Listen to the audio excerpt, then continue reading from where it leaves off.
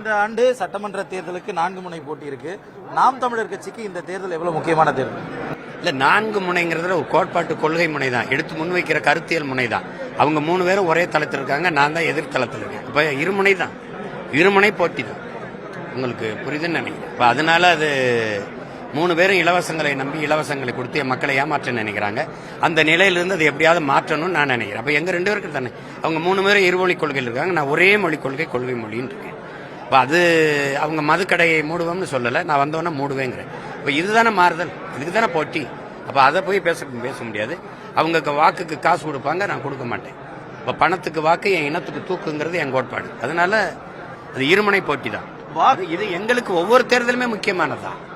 இப்போ இந்த தேர்தல் தேர்தல் அரசியல ஒரு 10வது ஆண்டுல கால் எடுத்து வைக்கிறதுனால கடுமையா சண்டை செய்யும். வாக்குறுதிகள்ல முக்கியத்துவம் வாய்ந்த வாக்குறுதிகள்னு அதிமுக, தாவேகா பல கட்சிகளும் சொல்றாங்க. அந்த மாதிரி நம்ம வரைவுல எது முக்கியம் நினைக்கிறீங்க? இல்ல, அவங்க முக்கியமான வாக்குறுதின்னு சொல்றது எதை ஒண்ணு இருக்குல்ல, எதை சொல்லு. குடும்பத்துக்கு 6 எரிகாற்றூர்ல கொடுப்பேன், குடும்ப தலைவிக்கு 2000 கொடுப்பேன், 2500 கொடுப்பேன், தாலிக்கு தங்கம் கொடுப்பேன். அதெல்லாம் இல்ல. நான் என் பிள்ளையே தாலியில் 5 பவன் தாலி வாங்கி தங்க வாங்கி கூட தாலி கட்டுற மாதிரி நான் வசதி ஏற்படுத்தி கொடுப்பேங்கிறேன்.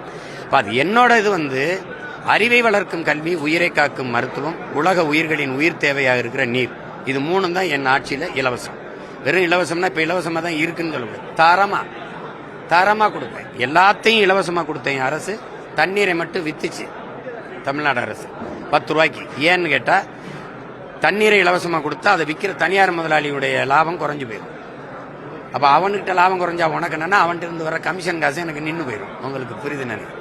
இப்போ அதை பத்தி நான் கவலைப்படாம தரமான குடிநீரை கொடுப்பேன், நல்ல கல்வியை சரியா சமமா கொடுப்பேன், நல்ல மருத்துவத்தை சரியா சமமா தரமா கொடுப்பேன். இது 3 தான் இலவசம் என் ஆட்சி.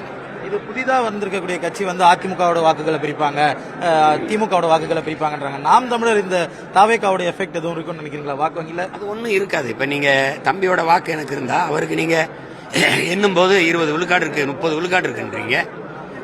எனக்கு 8.5 விழுக்காடு தானே இருக்கு. அவர் வாக்கு எனக்கு போட்டிருந்தா நான் 25 விழுக்காடு 20 விழுக்காடு வந்திருப்பேன்ல.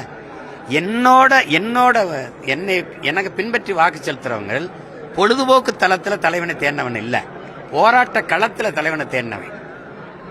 காத்தடிக்கிற திசையெல்லாம் பறந்து வர பதர் இல்ல, இவருக்கு போடுமா அவருக்கு போடும். புயலே அடிச்சாலும் அதே இடத்துல அசையாம நிக்கிற வீரியமிக்க விதை நெற்கள் தான் மனிதன் என்னோடது. அப்ப என்னுடைய கோட்பாடு பிடிக்குது அவனுக்கு. மொழி, இனம், நாடு, மக்கள், மற்ற நாடுகள் மாதிரி நம் நாட்டு மக்கள் வாழணும், மலை காக்கப்படணும், நிலம் காக்கப்படணும், கடல் காக்கப்படணும், நீர் காக்கப்படணும், இதெல்லாம் தேடுற ஒரு கூட்டம் இருக்குல்ல, அதுதான் எங்கூட நிக்குது. இப்ப அதை போய் நீங்க யாரு இதை என்னை தாண்டி ஒரு கருத்தை வச்சாதான் அவன் பின்னாடி வருவான். புரியுதா?